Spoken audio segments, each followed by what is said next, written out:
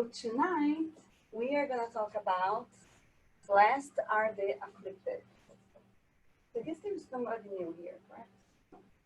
Right. So blessed are the afflicted, and it's from the book compiled by Allan Kardec, The Gospel According to the Spiritism.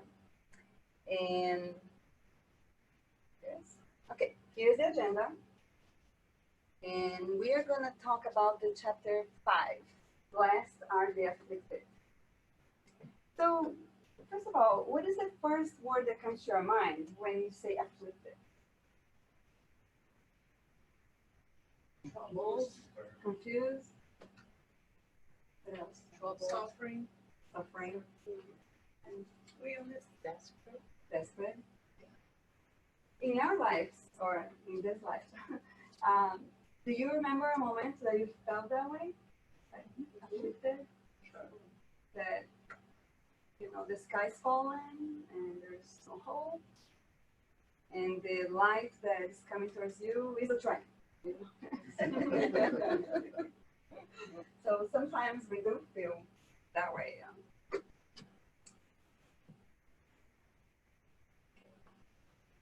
So the question is, why some people suffer more than others? Or why do I suffer more than the others? So it seems that, you know, the baggage or the package, you know, with all the suffering is in my house only. My neighbor is so, you know, looks so relaxed, so happy. So why it happens to us? Why some seem to have so much, while others have so little? And that's something you see a lot nowadays, huh? Especially in our area. People living in the streets, living in the cars, and so why? Why some are born in poverty and others are so rich? So right next to that person's living in a fence, you see this very fancy car with someone. So why? Why nothing ever work for some and others? What happens? Everything seems to smile. How do you say in Portuguese? Like the ocean of roses. You know, that's the not a good translation for some, but it's everything is the sea of roses, yeah. Yes, yes, exactly. Sea of roses. So why is that? Have you ever thought about it?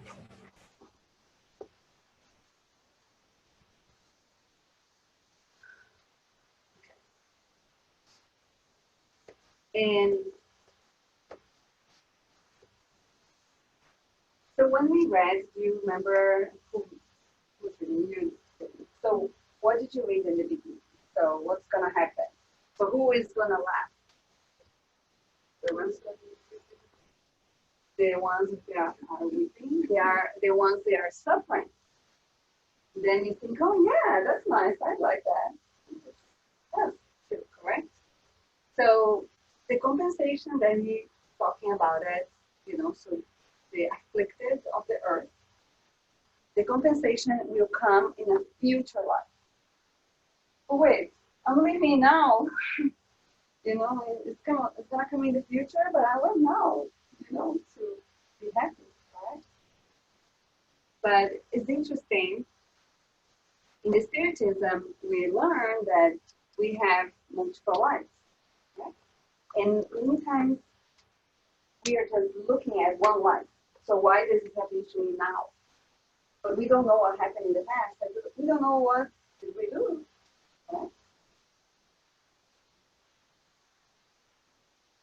And how many lives do we have? Any guess?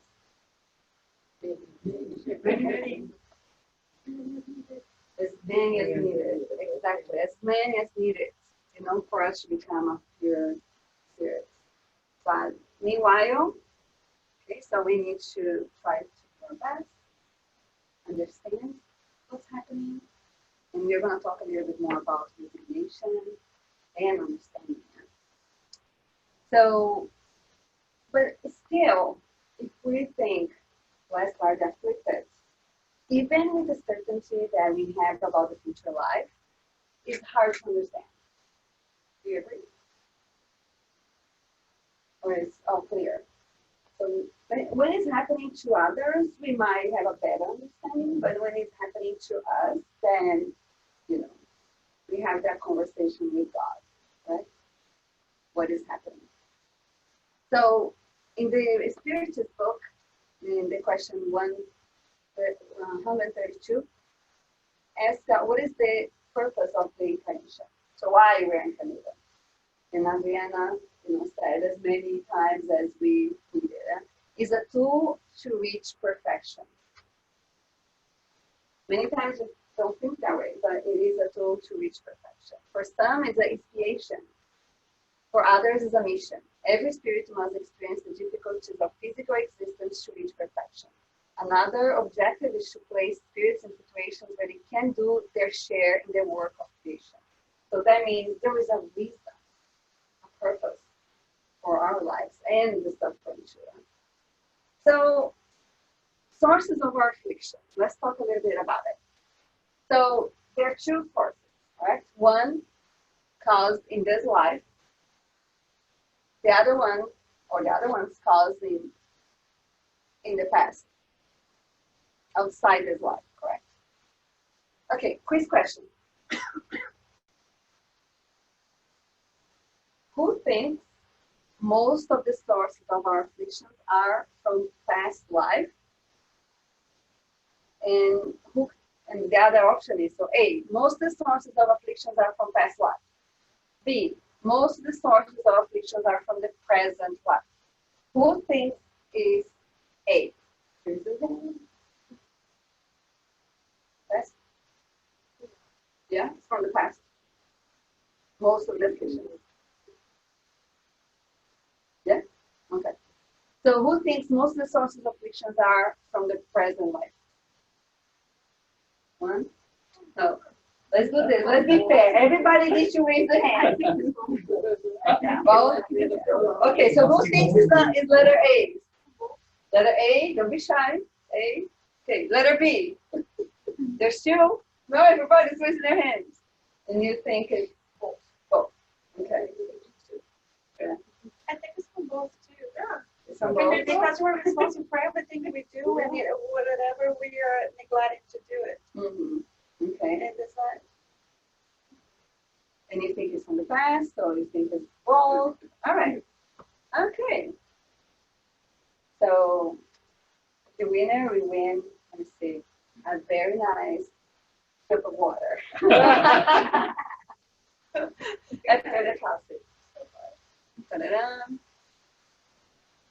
Last chance. You want to change your mind? No?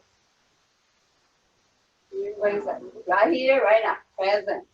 Most of the afflictions, it says in the Gospel according to the Spiritism, chapter 5, most of the afflictions are from this present life.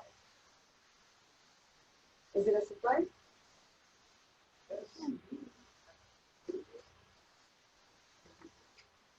Yeah. So we see. So if you think about, God is just, right? So He's all powerful, kindness, without which He would not be who? God. If He is supremely good and just, then He cannot be inconsistent. So it's not like because Daisy, I don't know, is very cute, so He just, let's suffer for you, Daisy. So and then let's think about this other person. Yeah, just more. You can handle a little bit more. It's not like that. So He doesn't play favors, right? Favoritism. So He's consistent, right? Because otherwise you contradict everything that we think about Him, correct? And that we know He is. Since God is just, the cause must be what? Just. And there is a part that we always forget. Who planned our incarnation? We're included in that. We are there at that moment, with some exceptions, which we have no condition. position to make any, input, you're not going to be there. But if you and most of us, we probably were there, and most of the time we ask for more. It's like when you go to the gym and you think you can do like this very heavy weight and then, oh my gosh, no, it's too heavy. But we think we can handle. So when you are planning, you think we can handle.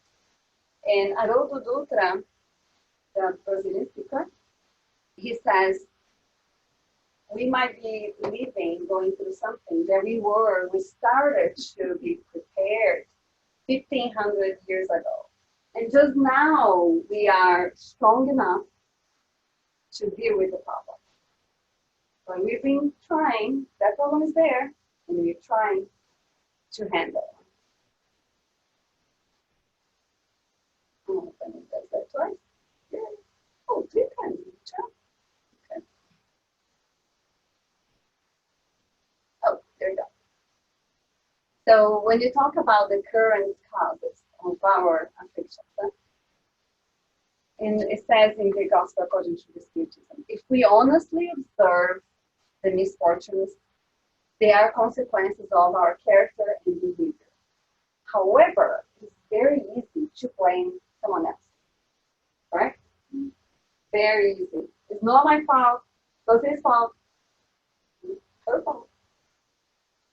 But if we observe ourselves, we are going to find out that we are basically collecting what we, planted, harvest before. Huh?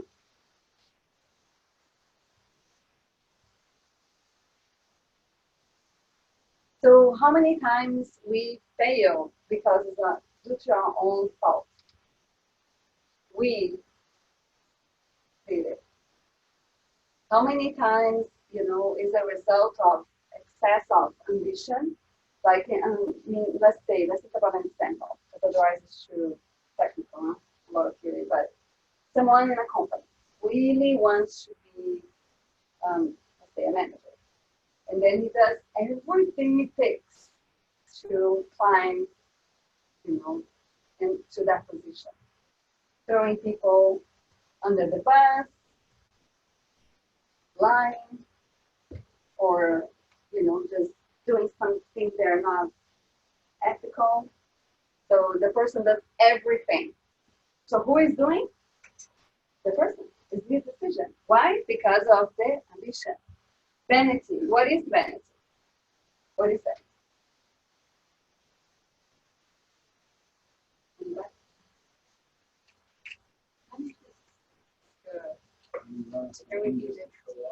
Yeah. It's glamorous and show off and things that it's not. Care more about yourself. Yeah, it's like excess of pride. Pride, when we talk about it in English, is a good thing, correct? And pride should be citizen. It's good, but the excess, you think that you're better than the others, is not good. And then not care about the consequences of our actions.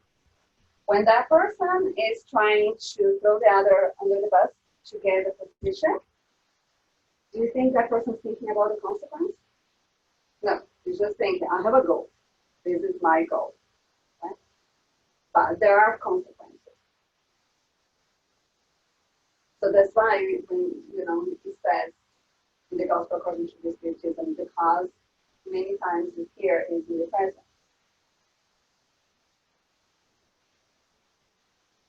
How many relationships? So this is interesting. Yeah? So are a result of financial interest. Let's say you meet someone, kind of cute, and it is a financial, would be a financial advantage.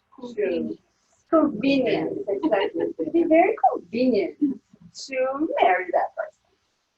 Even though we don't love that person, and we all know how hard it is to live with someone that we love, right? Every day. Can you imagine not loving? So Are we thinking, is that person thinking about the consequence? No. So that person, let's say, might have kids, and then what's going to happen? Do you think the kids will notice that there is no love in their relationship? Most likely. And what if you marry someone because of convenience, and then one day you meet someone that you love? What happens? Hello, James. Wow. Welcome to my GPS. No, I was just testing my memory. Oh, good. Welcome. Thank you. Glad to be here. So we are talking about the chapter 5 from the Gospel according to Spiritism. Last are the Afflicted. And we're talking now about causes of affliction. So in this case, current cause of affliction. Like let's say someone marries someone just because it's convenient. So what are the consequences of that? The other one that is interesting. Or you can be with someone just because you are afraid of being alone. So why not? You know, I don't like him. I don't have any love for him, but I'm so afraid to be by myself, and I'm already, I don't know, whatever age, so I'm going to marry him. So what are the consequences of it? So think about, we're involving the other person. What if the other person is in love with us? Okay? So what is the consequence of that? And with the parents' examples, like as a parent, and think about our parents, they need to correct.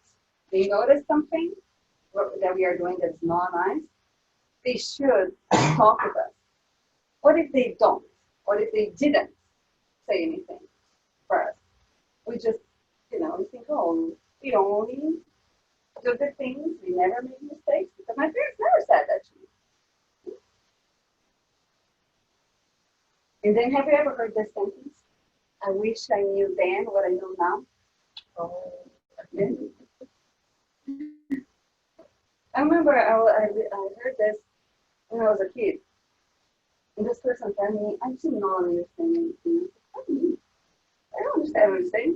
And it's so interesting. Now I understand, with all everything that he went through in his life.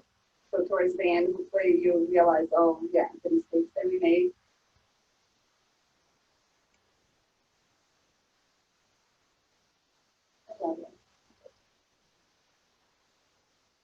So Haroldo Dutra is a speaker, from Brazilian speaker. So he has a lot of information and lectures on the internet, on Portuguese. But so he says something very interesting. Look at this. Every imperfection brings affliction and suffering. What do you think? Think about that. What is that? Every imperfection. What is imperfection? Right. Like what? Right. Marrying by the wrong reason. Very, very wrong reason. Yeah. Yep. So here's an example. Impatience. What impatience brings to your life? Stress. Why? Anxiety. Yeah. A lot of anxiety. Yeah. So think about someone that it doesn't need a lot for the person to happen. But the best part is, are we that person? Or we have moments that we are that person. Everything is fine. We are so nice and calm, and then someone does something to us, and that's it. So, what are we that person? Here's another one that I think is very interesting. If I can move. Oh, what is this? Cartoon. Okay, let's think of, so the imperfection is what? Lack of discipline. It's time for you to go to work, and you cannot find your car keys. What? Because it's somewhere else. It's with the dog, you know, like dog's toys, bathroom, you know, what else? In the kitchen. Or you're so in a hurry that you put somewhere in One of the pockets of the purse. exactly. In your own. One of the first kids. Oh yeah. Or with your glasses, I do that all the time. You know, I don't know where it is. Oh my gosh, it's pretty bad. But with the keys, it's so interesting. Like my son, so cute. He gave me this bowl to put my keys, and that changed my life. So now I know where the keys are. You just need to put it, you know, right there. Because if every day, exactly, if every day you put in a different place, guess what? Or let's think about another situation with time. Time should be at work, let's say is what? Okay. 8. What time you want to start? 8. 8 o'clock. But the alarm goes on at 7:30. And then you snooze some more.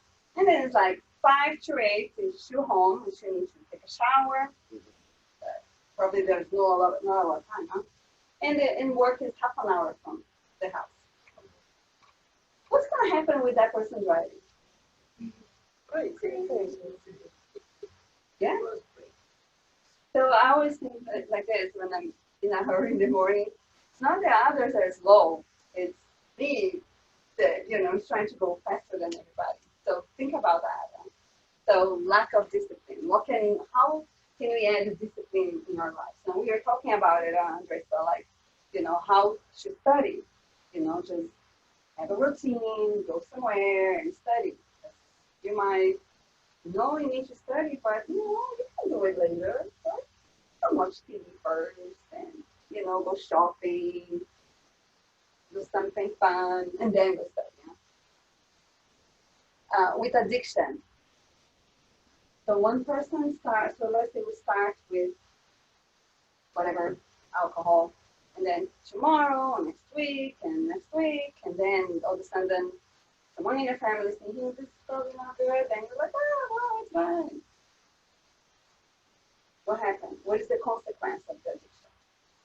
So we might not notice, but it has a huge impact on the family, on people around us at work. So let's think about that. You know, how are we with our discipline for ourselves?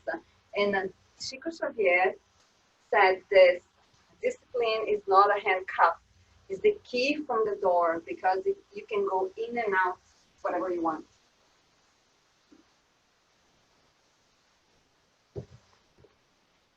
Then third time. All right, another one. Which one's that, Bruno? I love that. I also gave this example, and I thought it was so interesting. Happiness is shared. And you're like, really? I knew that. Did you know that? Yeah, it's good to share, correct? Have to share. Who watches that movie, Castaway, with Tom Hanks, that he's in an island all by himself? Oh, yeah. Yeah. And Wilson. Yeah. So Haroldo says happiness is actually sharing someone. So if we are in that island like he was with Wilson, was he happy? Remember? Was he happy? No. Maybe at the beginning, you know, he was like, yeah, and then. Yeah, it was a nice place, correct? Nice place, nice water, warm water, but oh my gosh, nobody to share. Like Haroldo says, you at least need to tell someone that you know, something happened, you got a fish and it's big and you want, you know, there's no Facebook or social media, correct? To do it. So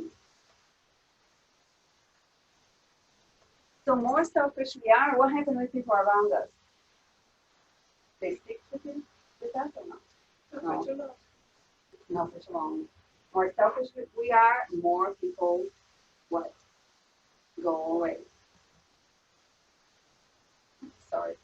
I guess I don't know how to play with the animation. All right.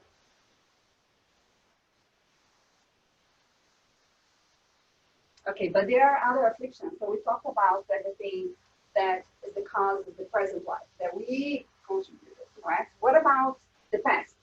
There are some there from the past, like what? Things that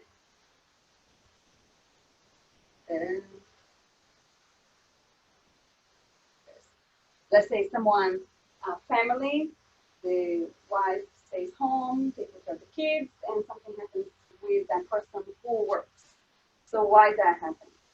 You know, why that person cannot work anymore, or why that person all of a sudden passed away, or someone who is born. You know, why a baby is born with a problem? The baby doesn't have time, correct, to do anything in his life. So the cause can only be where? In the previous life. So every effect has a cause. If that cause cannot be found now, it can be found in the past, in another existence. So there is no way to explain everything only in one life. There is no way. And Joanna de Angelis says this, we should study ourselves constantly. When? Not once. Once a year, you know, just before New Year's, let me, you know, figure out how was I this year. No, it's constant. Because there's so many things that we might even not notice about us. And we talked a little bit, just the words, you know, resignation, faith, and trust. Haroldo Dutra Dias, the person who gives lectures in Brazil, he says, the goal of the incarnation is very simple. And I like the way he said, the goal is to, at the end of our lives, to be better than when we started. What do you think? Is it hard? Right, it can be, correct.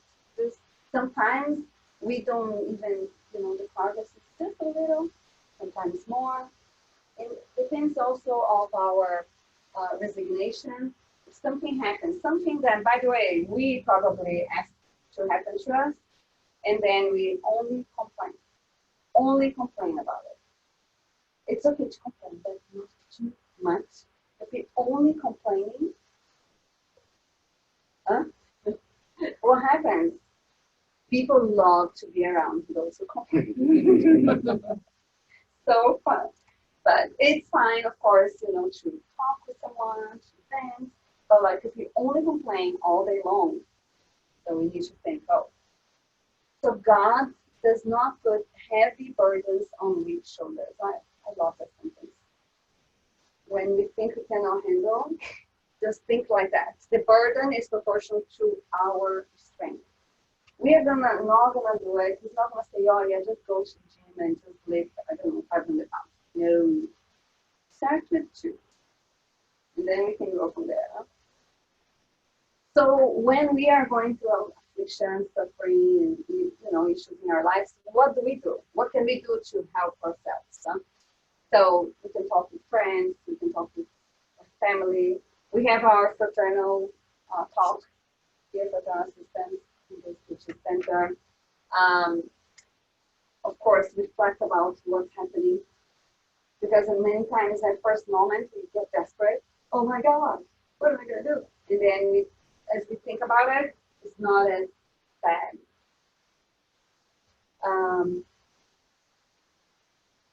You know, exercise is so interesting, yeah? But it might help us clear our minds because you're not, you know, only thinking about that problem. Right? So you are, how can I say? Just the focus is on a different thing. You know, breathing or the exercise or talking with someone.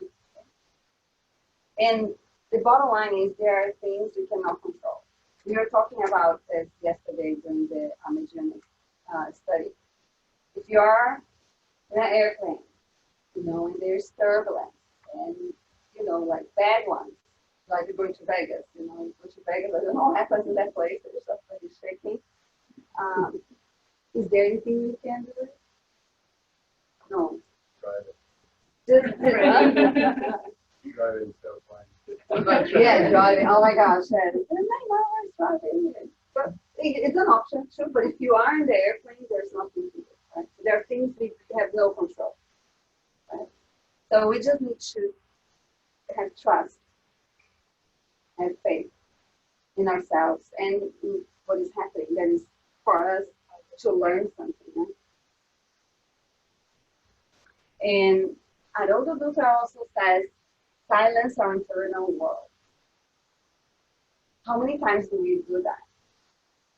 We don't usually like the silence. We like, you get home, you turn on the radio, the TV, and then check your phone at the same time. Because many times silence is not our biggest friend. But it's good for us to hear what is in here inside us. What am I feeling? And it's a time for us to connect with God. I saw this, Victor Hugo is a spirit who wrote through Givaldo Franco, the medium Givaldo Franco. And he wrote this. I have in Portuguese. I tried to translate and it was like so hard to translate everything because it's very long. So I have in Portuguese if anybody wants. But he says, when the noise of disturbance, and forgive me if there is any grammar mistake.